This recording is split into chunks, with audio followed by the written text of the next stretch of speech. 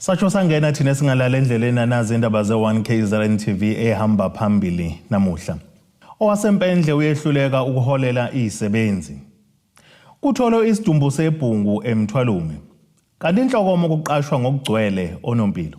Nina bakambombo omnyama indaba ze1KZN TV nifundele uphilano kaCebe khulu kamzimba umntwana uyakhuleka sanibona. Ngqongqoshe umnyango wezokubusa ngokubambisana neindaba zomdabu KwaZulu-Natal umfundisi kuThula Sizwe Buthelezi usethatheke ixhathi lokungenelela kwingqinamba ezihaqa kumasipala wasempendle maphakathi nalesi sifundazwe.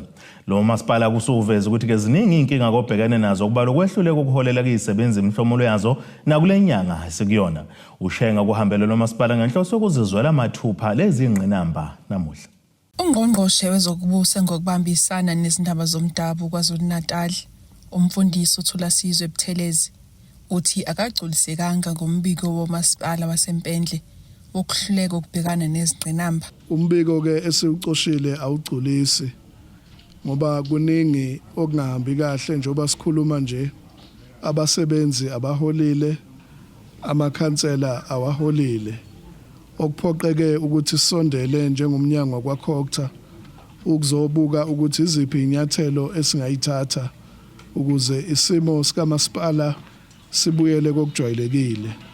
Sibe nomhlangano omuhle kakhulu namakhansela ukwakhumbuza ukuthi amakhansela njobe lapha emkhandlwini amele abantu, amele umphakathi.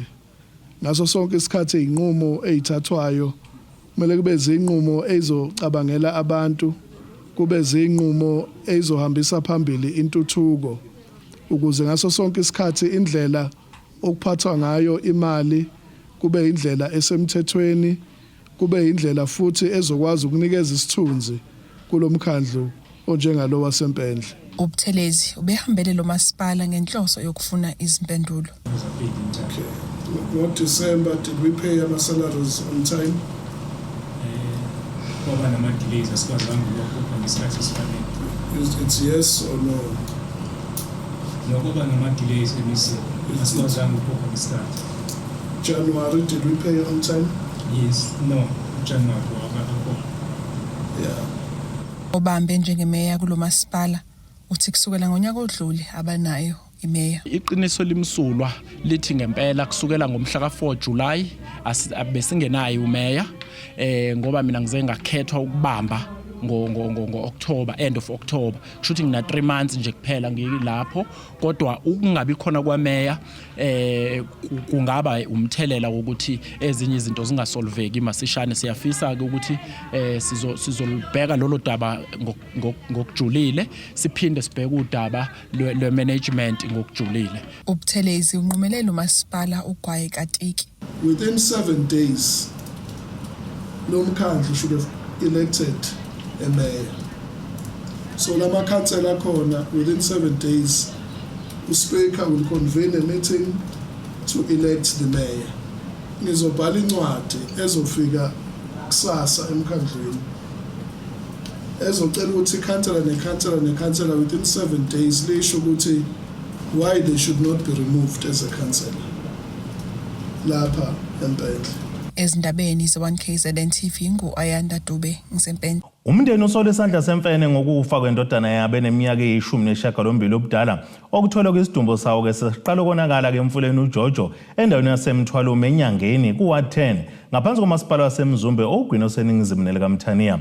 Usiphesihle Khomo uthiwa waduka ekhamhla ziyi10 kuMasingana udaba lwabika emaphoyiseni aseHibhadini. Kanti kumkhulu kaMufu uPhendulani Khomo uthi bezwa ke ubuhlungu obunzima kabi ngesimo abamthole ekusona lo mntwana. Sitholakale sesiqala ukonakala isidumbu sikaSiphesihle Khomo oneminyaka eyi19 ubudala. Isidumbu sakhe sitholwe emfulweni uJojo eMthwalume enyangweni ku-10 ngaphansi kwamasipala uMzumbe. Noma ngingakacaci ngokumbulele, kodwa umndeni uthi usole isandla semfene ngokufa kwendodana yabo eduka emhlazi yi10 kwephezulu. Ngalendlela kule ndawo akuyona kubukeka sengathi kunobugebengu phakathi mangibuka, ngoba akuyena umuntu okwazi nokulwa nokuxabana nabantu, umuntu nje ohlala ezithulele aphume ahambe abuya kuphela. So umuntu omaziyo le omenze kanje masibuka nokuthi ke ayisimo akusona ayisimbi kakhulu. Ukhulu womntwana uthi kade bemthungatha selokalahleka kodwa babone ngezingubo abezigqokile ukuthi uyena. Siyafika umamkhulu yabona ukuthi amateka wakhe ne tracksuit yakhe asabonakala kahle, yakasabonakala kahle. Asimboni kahle ukuthi uyena, mina umamkhulu yabona ukuthi uyena. Mina ngimbonanga kahle ukuthi uyena. Sibhlungu bazalwane, sibhlungu into eyenzekile kade sesihlasenyuka sifuna lengane singayitholi. Uthi umntwana ubenokuphazamiseka ekhanda kanti abantu kade babedlala kakhulu ngaye. Uthanda ukukhubazeka ngomqondo kancane kakhulu, udla amaphilisi ogula bazalwane, uyazi udla amaphilisi. Angazi ukuthi singathini Nkosi sami, singathini, kubhlungu, sibhlungu kakhulu nomakhelwane samba nabo bazalwane. Ibhlungu osiphe. Ngothi ngane ngingayazi ilungile lengane ayilwe ayenza lutho bayadlala ngaye abantu. Sambe futhi sahla senyuka khona lapho kunjalo bedlala ngabantu. Uthi kukhona icala elike lachithwa enkantolo lokuhlukumezeka kwakhe umufi. Badlale ngaye.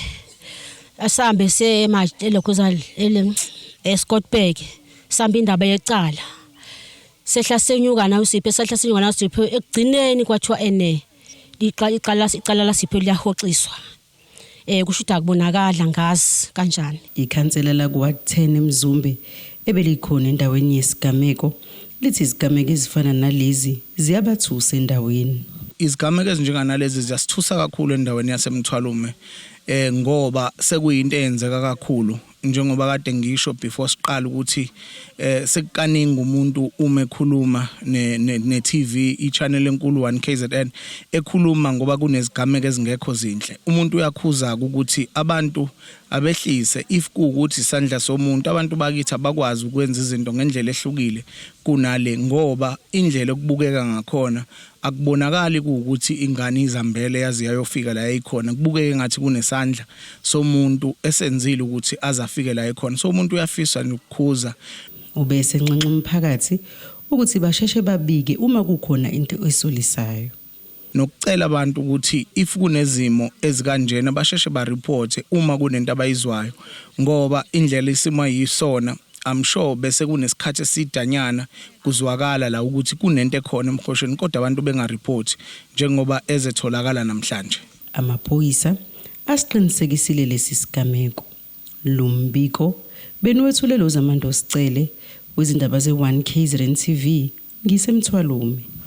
Bachazwa njengomgogodla wosizo lokuqala emphakathini abenza komsebenzi wokuba wonompilo esifundazweni kwaZulu-Natal ngesikhathi bamukeliswa kwizincwadi zokuqashwa kwabo ngokugcwele yilomnyango.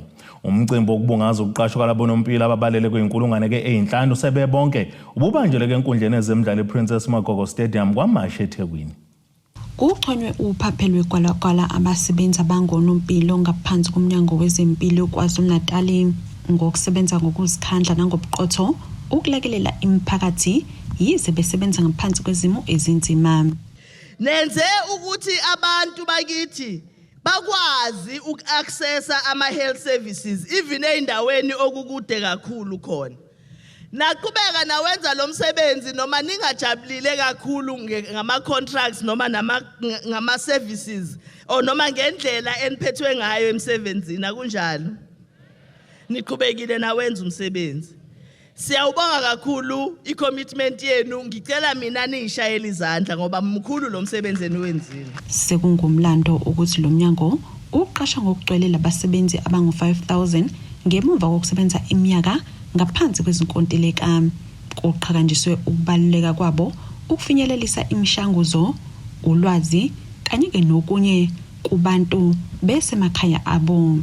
Muningi umsebenzi eniwenzile ngesikhathi inkinga ze-HIV and AIDS epandemic ikhula, nenza sure ukuthi abantu bayahlala kwi-treatment, nenza sure ukuthi abantu bayafunda ngokuthi iyini i-AIDS noma i-HIV, nafundisa ngisho imndeni, nadila nanendaba ye-stigma ne-reputation ne-prevention ngesikhathi se-HIV and AIDS noma ngesikhathi HIV and AIDS ise-pandemic enkulu ngempela. saficwa iCovid-19 nawenza futhi umsebenzi ofanayo. Akunjalo. Bakhona futhi abanye bethu abadlulile emhlabeni bethathwa yiyona iCovid-19.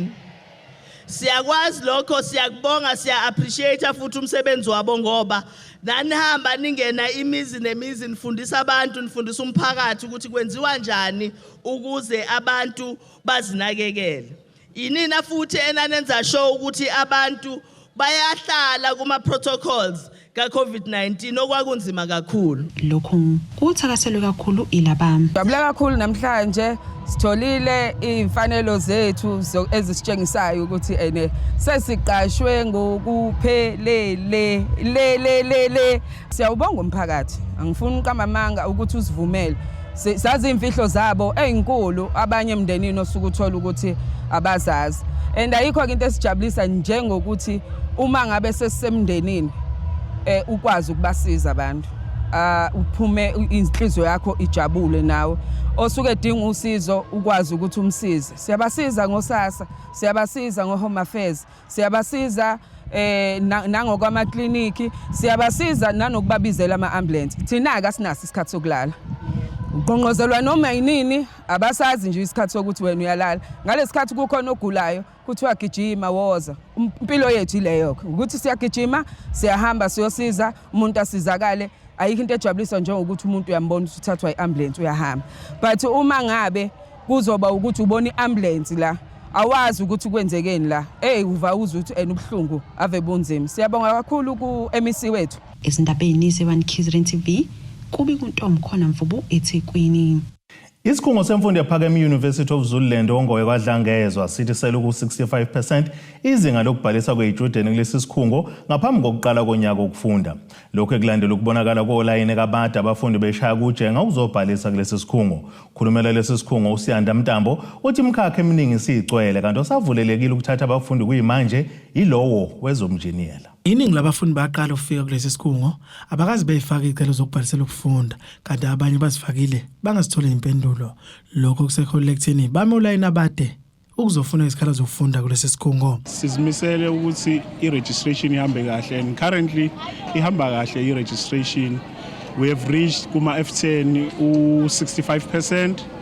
Kodwa ke sihlalile ke si-executive noma i-management sabona ukuthi as low amalenda ama-registration fanele ngasi ko-85. Into esizoyenza ke sizohlala phansi bese siyavulela njengoba ubona kugcwele kangaka la kwama-walk-ins. Abanye abantu abezwa sibatshena ukuthi abenze apply through CAO and then sikwazi uku-accepta khona. But sizokwazi ukuthi sisize le situation ngokuthi sivule abantu bahambe baye kuma CAO balobe check ama status zabo ukuthi ami kanjani so that sizokwazi ukuthi sihlangabezane nabo.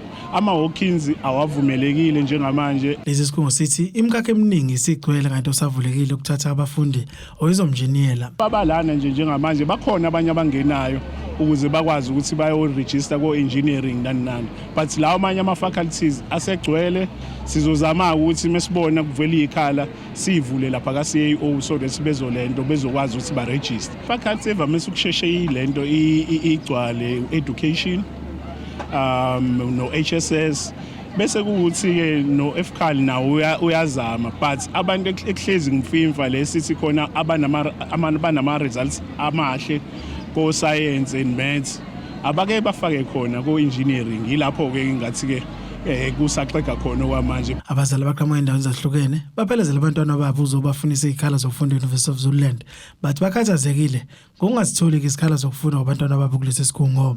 Suka kwamaphumulo eMbitani njengamanje ngifikelela eMpangeni nakhona kukude kakhulu ukugibela ngizelana nemali yokugibela isiphelele njengoba sibabili nje.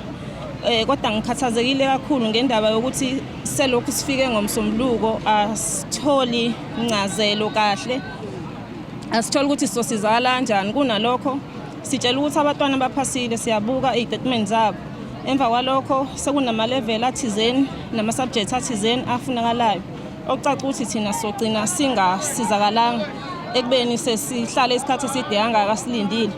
Nokho ke kodwa ngizolinda okungenzeka mhlambe kube namathuba ukuthi ayehla ama level mhlambe umntwana azagcine ethathiwe kodwa njengomzali ngikhathazekile kakhulu ukuthi 3 days zonke ngihlalela ilanga ngihlalela indlala ngiyagibela imali yokugibela ngisenayo ekhaya ngishiya abantwana bodwa. Kade abanye bathi isikhungo akaze siphendule kwizicelo zokufunda abasifakile besifakela abantwana babo. Le eMnambithi njengoba ngilapha ngilethe umntanami lapha osikhungweni lesasongoye ukuzozama isikhala. Why apply leke nokho impendulo ezinye ayibuyanga kahle.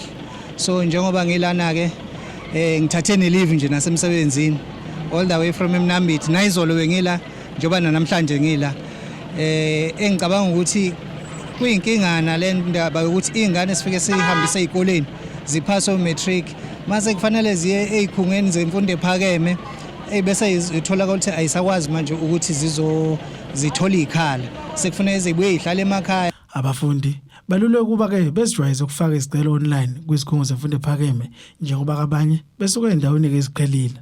Ezindabeni ze1KZN TV kuba inkosi enhle Mthembu kwadlangezwe. Asithi ishelele itolene nabeselo siyabuya futhi nezinye zeindaba.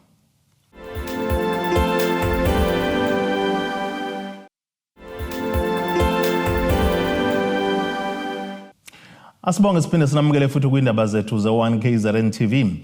Nazo ke zona indaba esithi izo ezihamba phambili namuhla. Owasempendle uyehluleka ukuholela izisebenzi. Kutholo isidumbu sebhungu eMthwalume.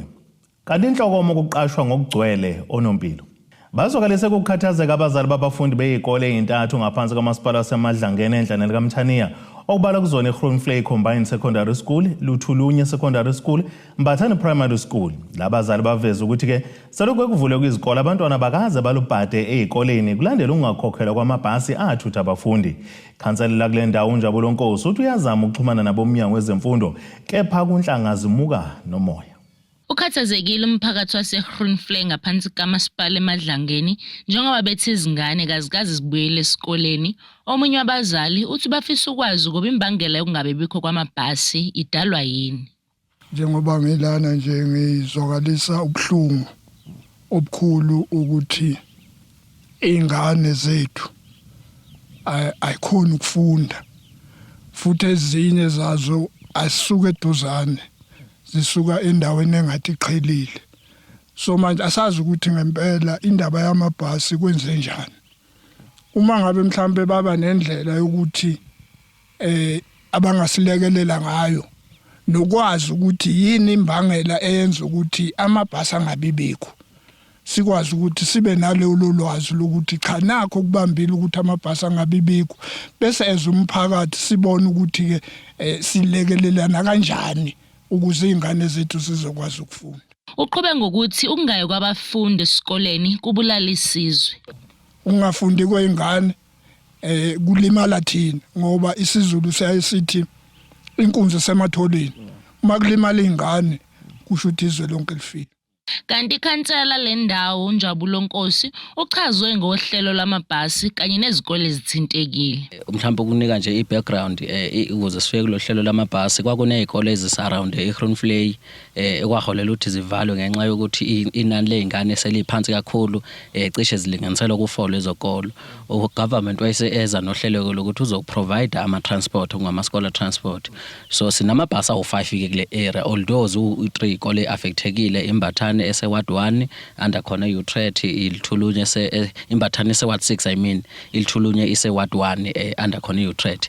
So iportion engathi affectekile ke ile side lingapha. So uludaba lolu silitholile ke nathi ngoba ngomhla ka20 January kuwaba nomhlangano khona la esikolweni sasitholile isimeme ukuthi kunale crisis ekhona whereby amabhasi ezingane engekho okwenza ukuthi isikolo singakwazi ukuthi sioperate ngoba u90% uza ngamabhasi ezingane zesikolo. Uphinde waveza ukuba uxhumene neminyango eqonde nalolu daba kanti zikhona izinhlelo abathenjiswe zona.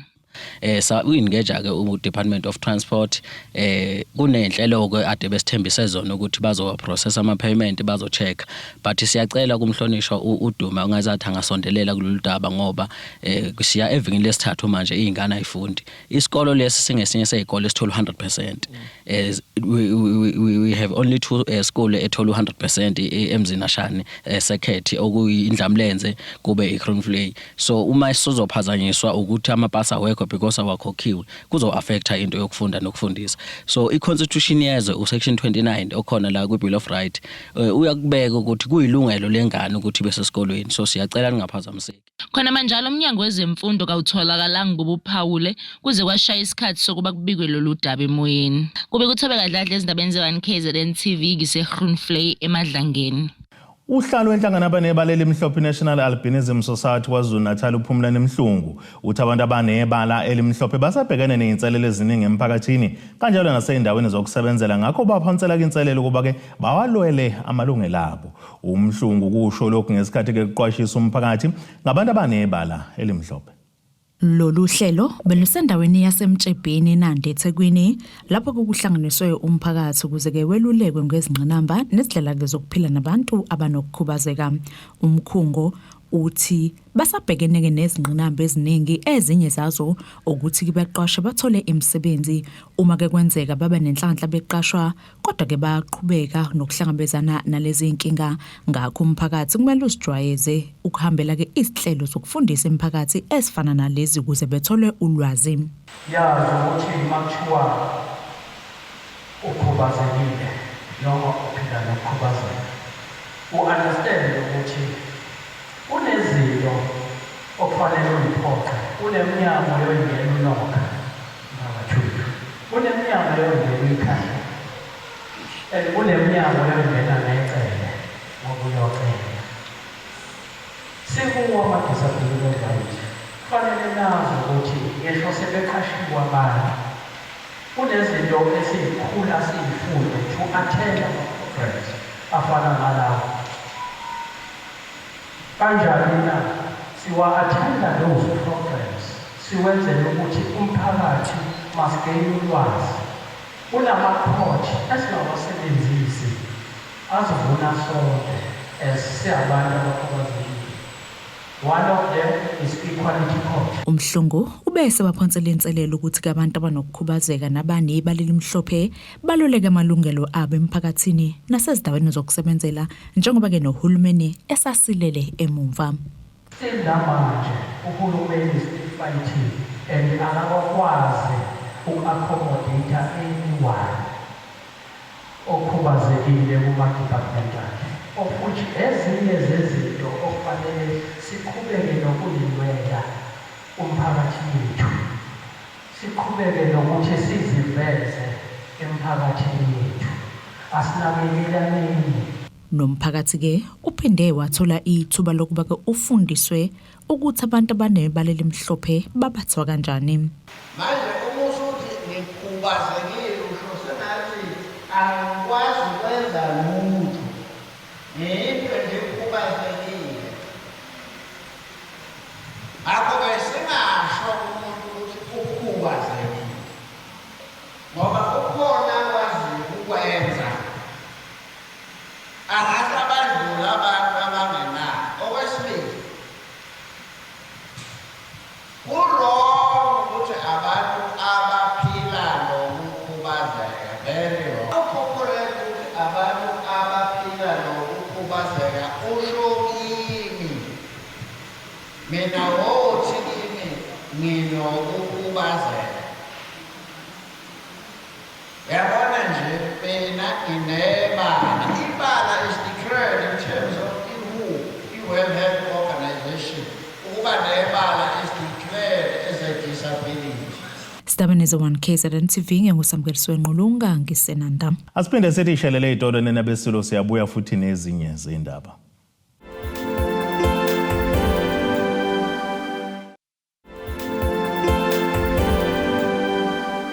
Asibonge siphinde sinamukele futhi ukuthi nisahleli nathi kwindaba zethu ze1 KZN TV. Nazo ke zona indaba esithi izo ezihamba phambili namuhla. Owasempendle uyehluleka ukuholela izisebenzi. Kutholo isidumbu sebhungu eMthwalume. Kanti inhlokomo kuqashwa ngokugcwele onompilo.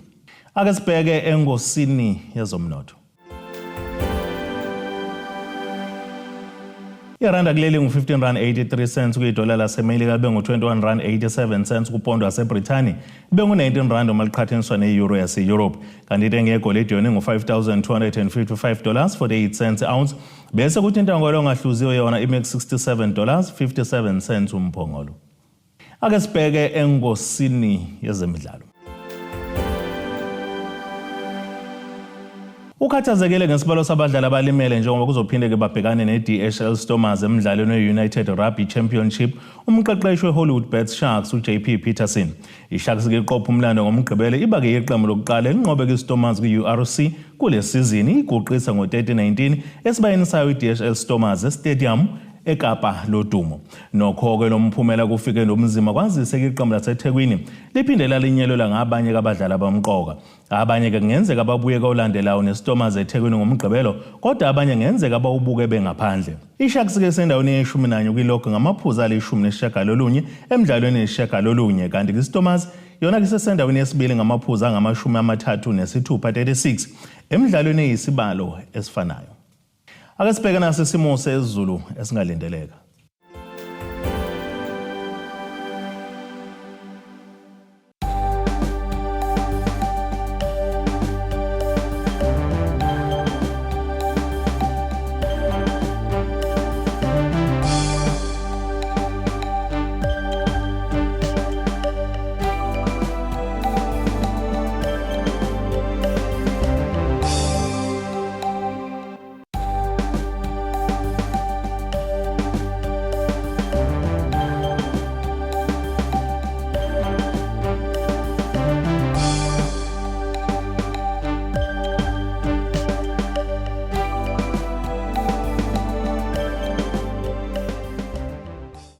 Nena bomlilo othathwe shubuhangwang washisa ikhotha zasedlebe kokoshane isemabedlana. Kwamzimba umntwana nethemba lonke leindaba sithi khumu. Abethuli bethu bezindaba baxhaswe iThulis Bayview Bridal. Ungabashayela kulezi zinombolo ezivela